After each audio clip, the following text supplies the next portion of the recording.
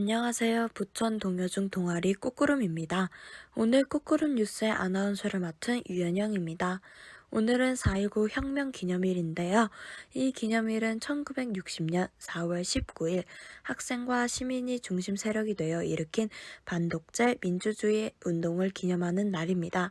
한예은 기자가 전하겠습니다. 4.19 혁명 기념일은 1960년 3월 15일에 이승만과 자유당 정부가 자행한 3.15 부정선거에 대한민국 전국의 학생과 시민이 반발하여 일으킨 반독재 민주주의 운동 4.19 혁명을 기념하기 위한 날입니다. 4.19 혁명에 대해 자세히 살펴보겠습니다. 당시 이승만은 나이가 많았고 건강상의 문제도 있었죠. 헌법상 대통령이 사망할 시에는 다음 정권을 그대로 부통령이 계승한다라고 되어 있습니다. 따라서 자유당 입장에서는 권력을 유지하기 위해선 부통령 선거에서 반드시 자유당 후보가 당선이 돼야 함을 인지했습니다. 이때 부통령 선거 후보자가 자유당의 이기붕, 민주당의 장면이었습니다. 지난 부통령 선거 때 장면이 승리했기 때문에 자유당 입장에서는 무슨 수를 써서라도 부통령으로 이기붕이 당선이 되어야 했죠. 그래서 이승만 정부의 내무부 장관 최인규와 자유당이 여러 방법을 통해 부정선거를 하게 됩니다. 이 선거를 3.15 부정선거라고 합니다. 민주당의 선거 유세를 방해하거나 투표함을 바꿔치기 하거나 3인조, 9인조 투표를 통해서 이기붕이 당선되도록 했죠. 이 3.15 부정선거의 결과 4대 대통령 이승만, 부통령 이기붕이 당선됩니다. 이러한 결과가 발표되자 국민들이 전국적으로 항의 시위를 하게 됩니다.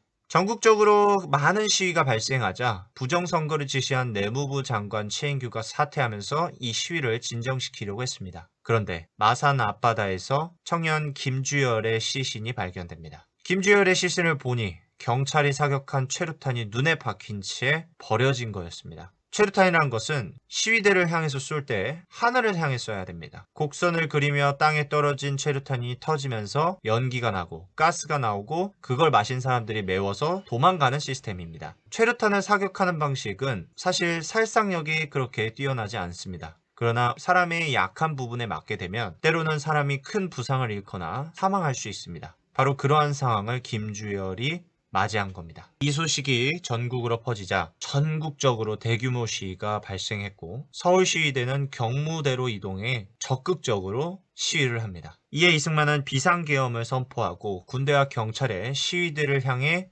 무력 진압, 총으로 발포해도 좋다라는 명령을 내립니다. 그렇게 시위가 계속되다 계엄사령관이 발포 중단 명령을 내립니다. 이 사건을 1960년 4.19 혁명이라고 합니다. 이렇게 전국적으로 적극적인 시위가 발생하자 부통령 이기붕이 사퇴를 하고 이승만이 자유당 총재직에서 사퇴한다는 발표를 했습니다. 하지만 끝나지 않았어요. 4월 25일 대학교수단, 대한민국을 이끄는 지식인들이 나서서 이승만의 퇴진을 요구하게 됩니다. 이렇게 되자 그 다음 날인 4월 26일에 이승만이 하야 성명을 발표합니다. 4.19 혁명의 결과 대통령 이승만이 4월 26일에 대통령직에서 물러나면서 대한민국은 허정 과도 정부를 거쳐 6월 15일에 내각 책임제를 도입한 새로운 정부가 출범하였습니다.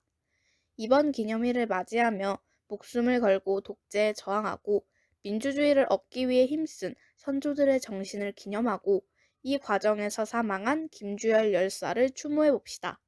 꽃구름 뉴스 한예은입니다. 마지막 소식입니다. 국가보훈처는 광복회 독립기념관과 공동으로 안태국 선생을 2022년 4월에 독립운동가로 선정했습니다. 이와 관련해 동아리 꼬꾸름은 이번 주에 독립운동가 안태국 선생에 대한 홍보 활동을 할 예정입니다. 자세한 내용은 이번 주에 게시될 꼬꾸름 홈페이지에서 확인해주세요. 여기까지가 이번 꼬꾸름 뉴스 소식이었습니다. 그럼 우리는 다음 꼬꾸름 뉴스에서 만나요.